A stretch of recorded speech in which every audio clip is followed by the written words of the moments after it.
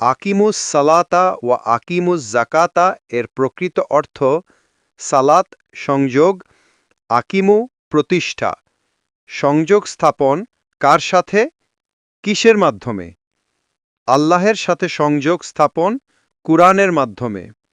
Jakarta পবিত্রতা অর্জন, কিসের পবিত্রতা? সম্পদ না নিজের অন্তরের? নিজের অন্তরের। কিভাবে? আল্লাহের সাথে সংযোগ বা সম্পর্ক স্থাপনের মাধ্যমে। তাহলে যেই জাকাত আমরা দিয়ে আসছি তার কি হবে? উত্তর সাদাকা বা দান বা খয়রাত।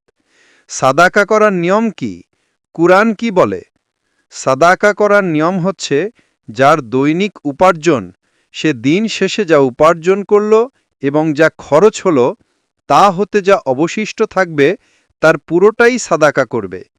এভাবে যার সাপ্তাহিক মাসিক উপার্জন সে সেভাবে সাদাকা করবেন। কারা পাবে?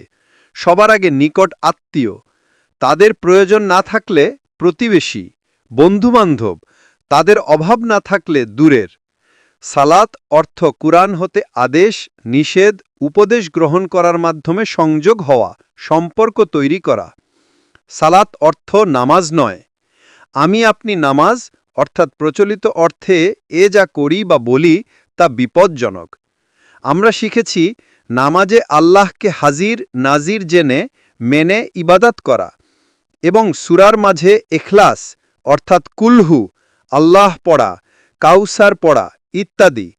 বিষয়টা কেমন? আমি বলছি আল্লাহকে নামাজে বলো কুল হু আল্লাহু আহাদ।